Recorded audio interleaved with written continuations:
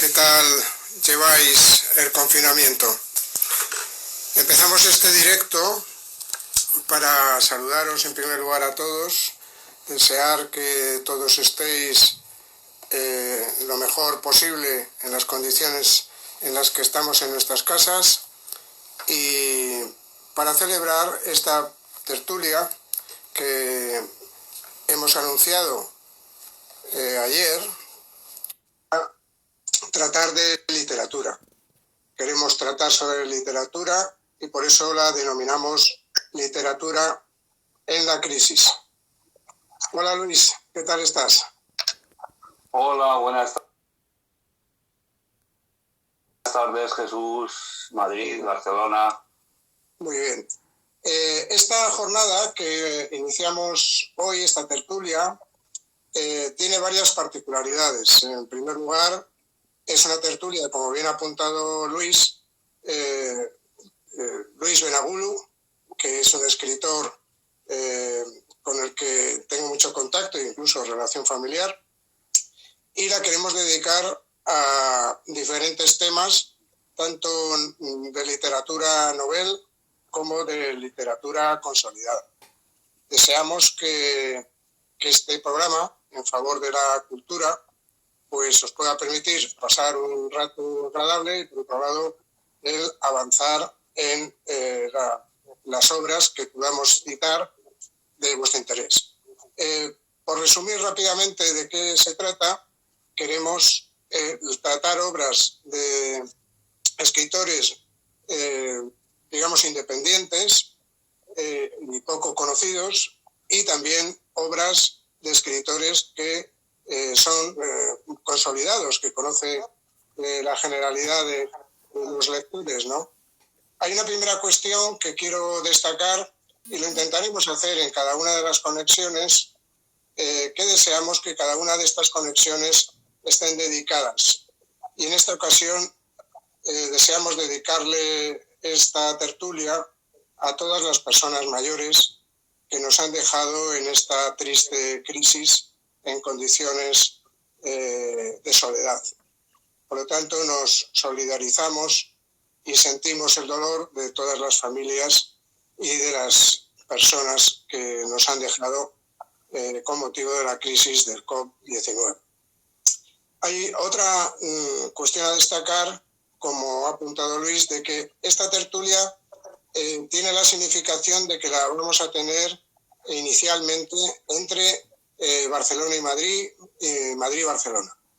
Por lo tanto, son las dos capitales de mayor población de España, y nos agradaría mucho que personas de fuera del país también se animaran a vernos y a participar incluso. Ya lo veremos, en función de cómo evoluciona. La dinámica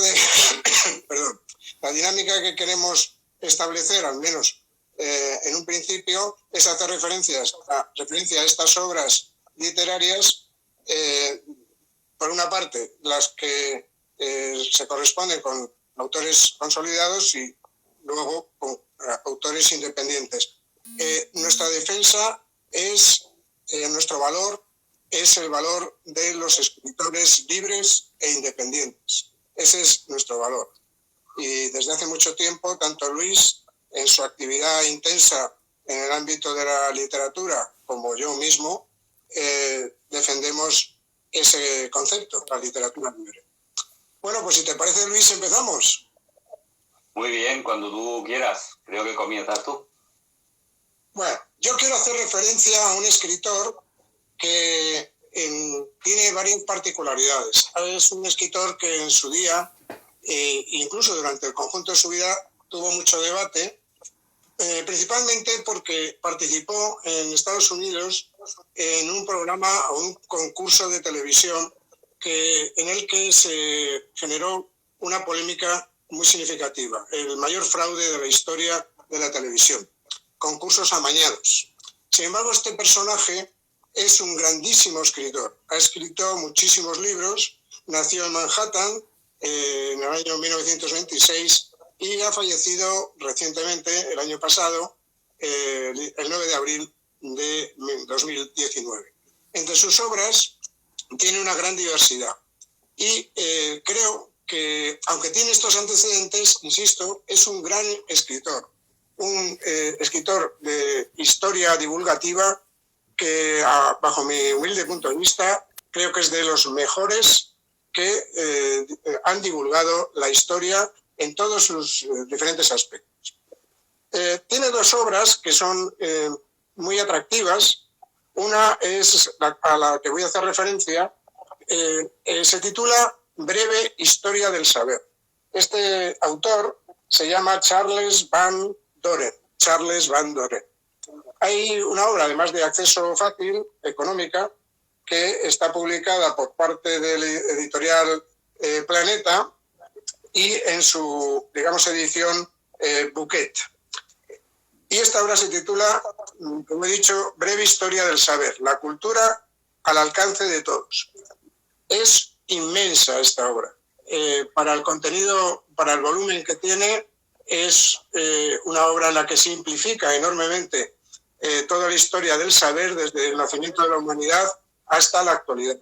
Y creo que vale mucho, mucho la pena. Tiene calidad literaria y toda la información que incorpora al texto es enormemente atractiva. Trata sobre historia, trata sobre filosofía, arte, música, literatura, ciencia, religión, y en un libro de estas características. Es un libro de poco volumen y con una lectura fácil. Voy a hacer mención a algún párrafo o alguno de sus textos que puede ser de interés. Por ejemplo, una de las cuestiones o ideas fuerza que cita dentro de todo el conjunto de la obra es la gran importancia que tuvo el siglo correspondiente al 1800 para que se produjera el cambio social, económico, científico en el mundo. Y él manifiesta: el cambio producido de 1800 a la actualidad es extraordinario. En 1800, en la mayoría de los lugares del mundo, el dinero era casi invisible. Hay que situarse en ese momento. Hoy es omnipresente.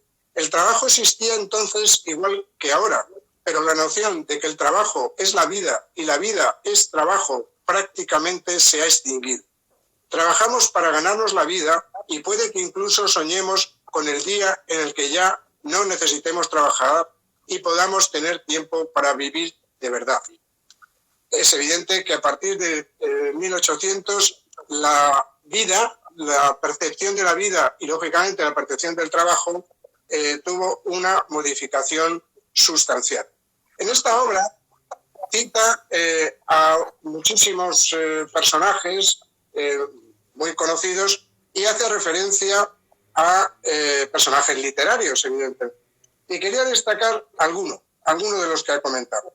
Y cita: en Estados Unidos, el poeta Walt Whitman, que nació en 1819 a 1892, y el novelista Herman Melville, que nació de 1819 a 1891, lucharon sin mucho éxito por conseguir el tipo de reconocimiento que querían, cosa habitual entre los autores independientes de hoy. Ambos consiguieron vender sus libros, cosa que ya es mucho, pero ninguno fue admirado por la gente a la que querían conmover y cambiar. Solo cuando ya era anciano, el poeta Melville, e incluso entonces por motivos equivocados, empezó Whitman a encontrar a su público y a ser aceptado como un gran escritor norteamericano. Cita a nada menos que al escritor francés Charles Baudelaire y dice de él: no solo no fue leído, sino que fue oficialmente censurado.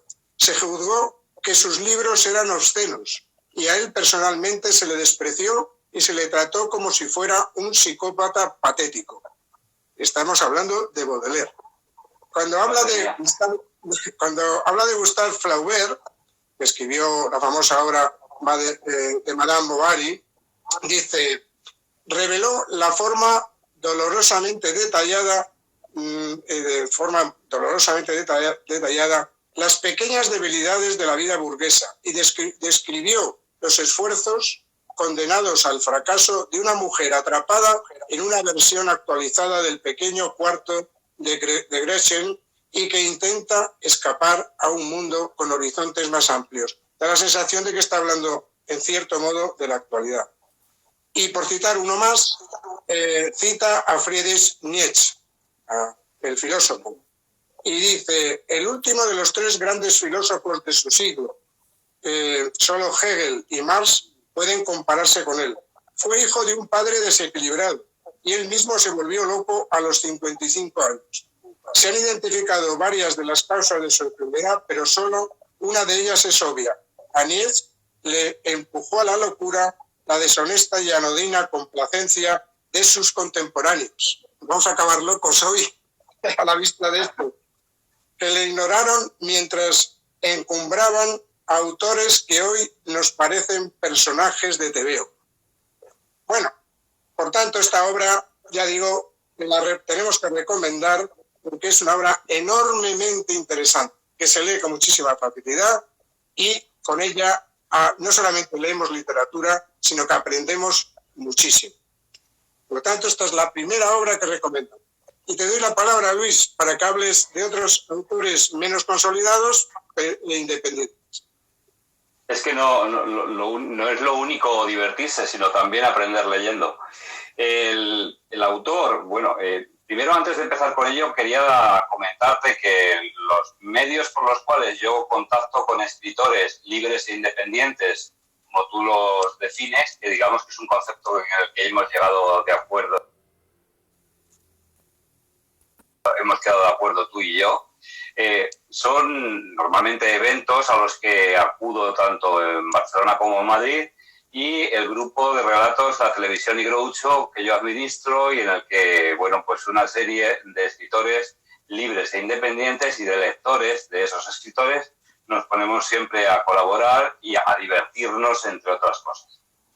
En el día de hoy he intentado elegir un libro que tú me regalaste en un encuentro literario de escritores libres e independientes que se llama Escritores y Lectores. Y la persona que escribe, la escritora, es Alicia San Miguel, una de las moderadoras de dicho congreso. Se denomina, no sé si se ve correctamente porque mi imagen se ha quedado fija en la cámara, se llama ¿Cómo dejar de ser gilipollas? Yo creo que tú lo elegiste con mucho tino porque sabes que a mí todo el tema, toda la temática, tú tienes un artículo que se llama también Gilipollas, etcétera, y me hizo mucha gracia, me pareció muy entretenido y por eso yo creo que elegiste el de Alicia San Miguel. La portada, por cierto, es preciosa. Es un paraguas de diferentes colores, está lloviendo y abajo no hay más que paraguas. Pero yo os voy a hablar únicamente de un capítulo que se llama Desencanto. Y a mí es hablar de la decepción. Es algo que a mí mi pareja muchas veces me dice que yo soy ingenuo para muchas cosas, pero luego me decepciono después del paso del tiempo cuando me di cuenta que no suceden como yo había pensado.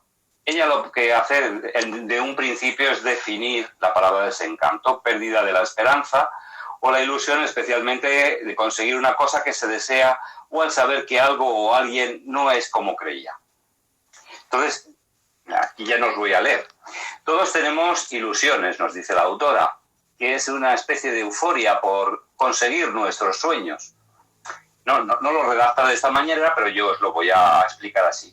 Porque nos hace ser poco precavidos.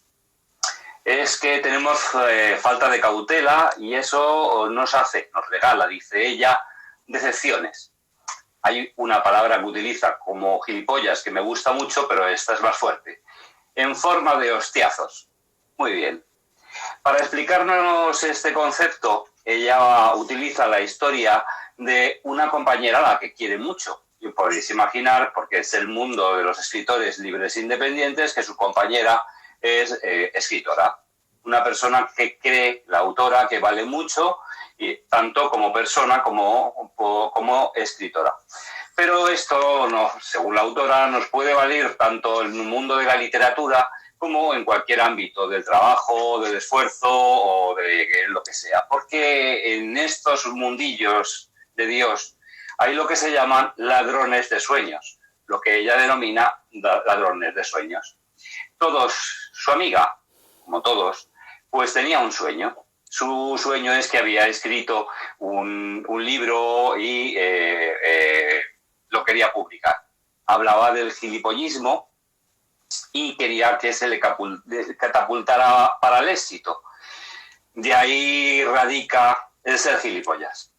¿Qué ocurre? Que entró en contacto con una editorial y esa editorial, digamos, que le estafó. Bueno, le hicieron una serie de mentiras bueno, publicó el libro con ellos hasta que, digamos, que consiguió mantener una guerra por la cual le devolvieron los derechos de su obra. Os quiero leer una frase o un párrafo. Los deseos, los sueños, las ilusiones nos ciegan y la mayoría de las veces no nos dejan ver con claridad lo evidente. Es como vivir en una especie de fantasía que no te permite darte cuenta de la realidad.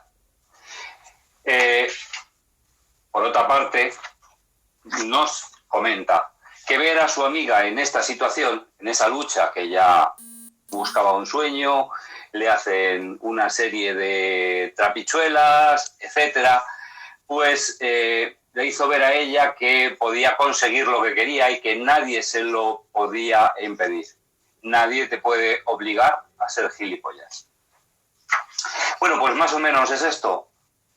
Una manera, este capítulo de la autora nos lleva a los autores, a los escritores, a intentar alcanzar nuestros sueños sin que nadie nos haga creer que somos gilipollas.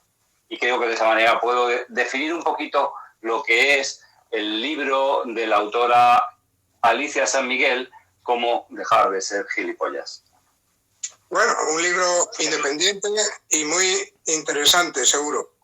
Así que recomendamos la lectura de ese libro y de todos los libros que vayamos presentando. Bueno, yo siguiendo el ritmo de esto de autores consolidados, voy a hacer referencia a un autor que quizás pueda llamar la atención que haga referencia a él.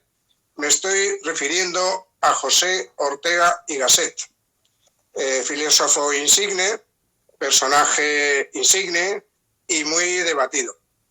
Él siempre insistió en que su actividad literaria, filosófica, no era política propiamente dicha, sino que él era sobre todo y ante todo un filósofo. José Ortega y Gasset nació en 1883 y falleció en 1995.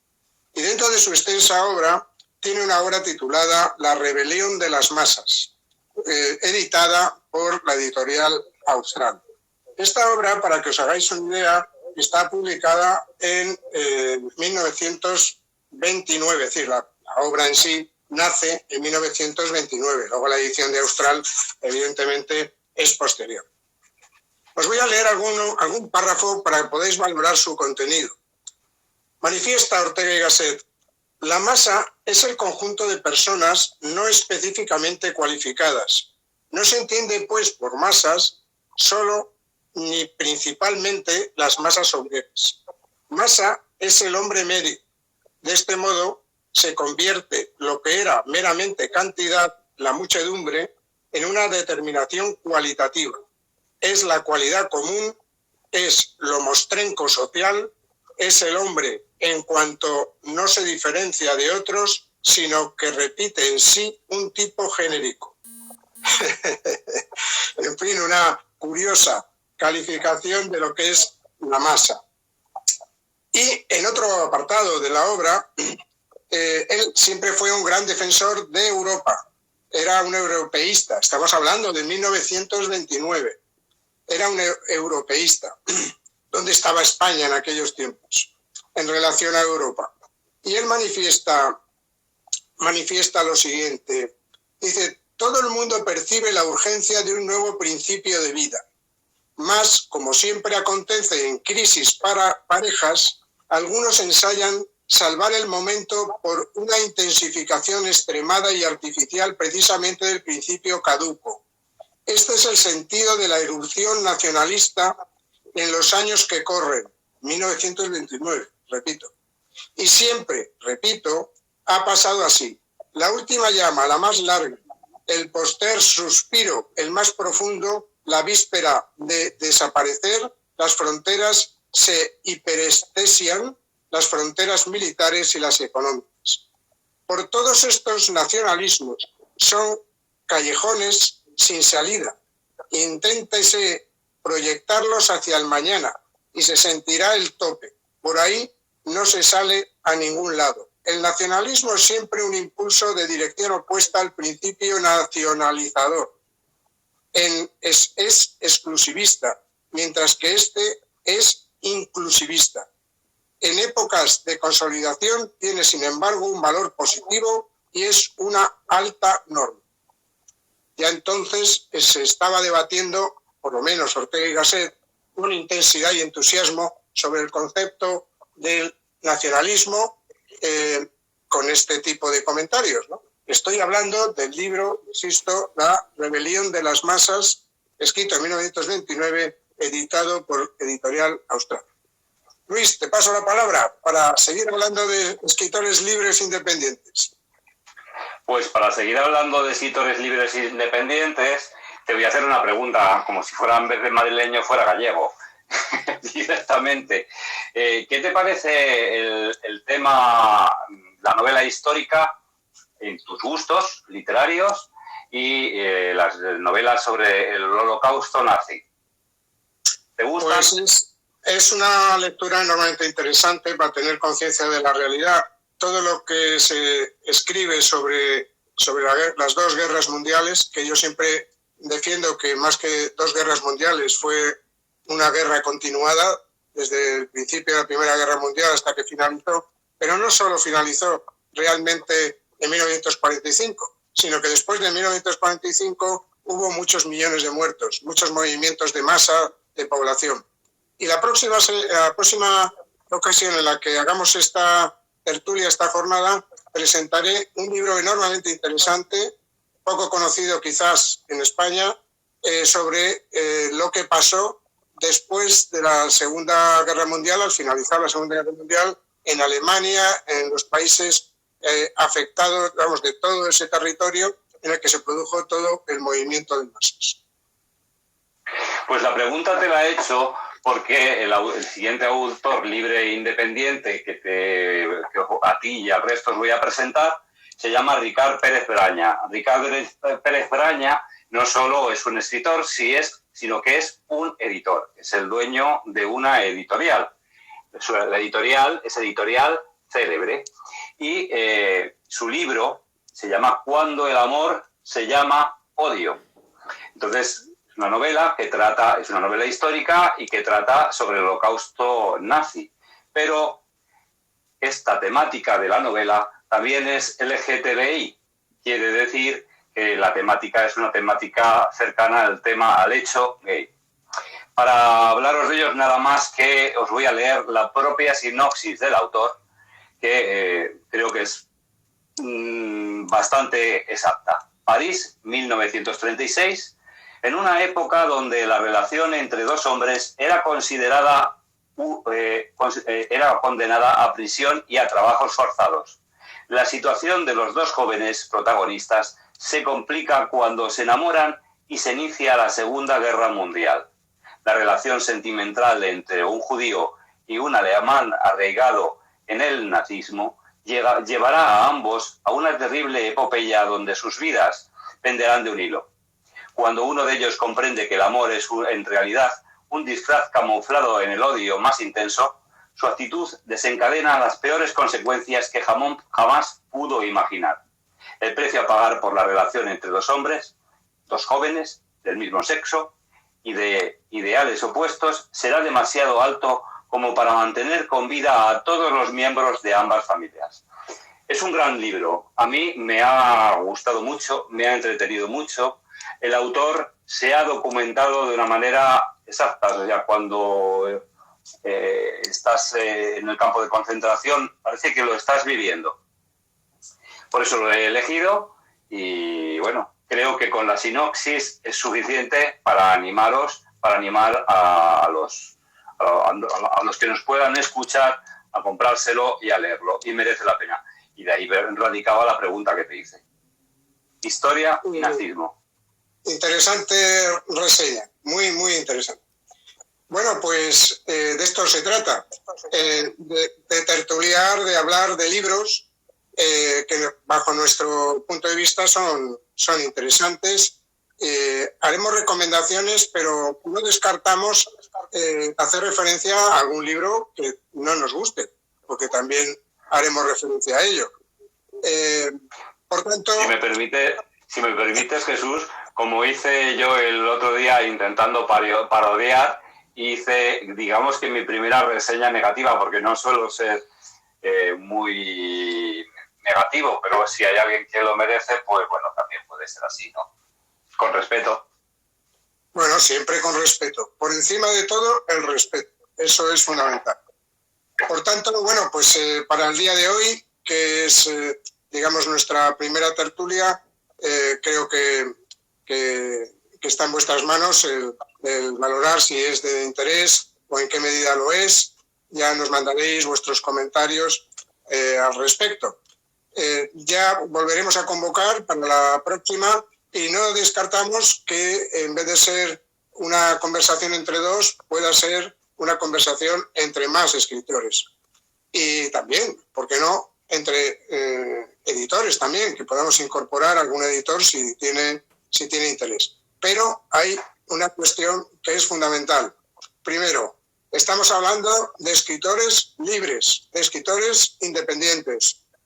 Y eso es lo fundamental de estas jornadas o tertulias de literatura en la crisis. Repito, como he manifestado al principio, esta tertulia, esta jornada, se la hemos dedicado a todos los mayores que han fallecido como un como un hijo de un Dios menor, como un hijo de un Dios menor. Y esa desgracia la conservaremos durante mucho tiempo. Bueno, no vamos a desanimarnos, nuestro impulso es siempre positivo, siempre hacia adelante. Bueno, Luis, si quieres despedirte de nuestros compañeros. Aprovecho para para dar las gracias a la escritora Alicia San Miguel, que nos está viendo en este momento. Y gracias, Alicia, por haberte apuntado a escuchar. No sé si has conectado en el momento en el que estábamos hablando de tu libro. Un saludo a todos y hasta la próxima. Adiós. Hasta luego.